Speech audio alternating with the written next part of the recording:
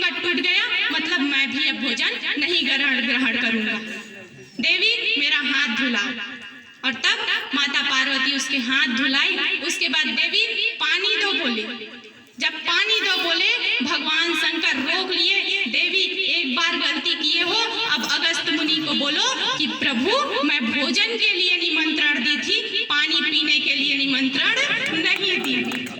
मैं भोजन के लिए निमंत्रण दी हूँ, पानी पीने के लिए नहीं दी हूँ। अगस्त मुनि बोले। और जब जितने में अगस्त मुनि बोले, उसके में भगवान बटुक ब्राह्मण जी के रूप में आए थे नारायण, वो प्रकट हुए। बोलो नारायण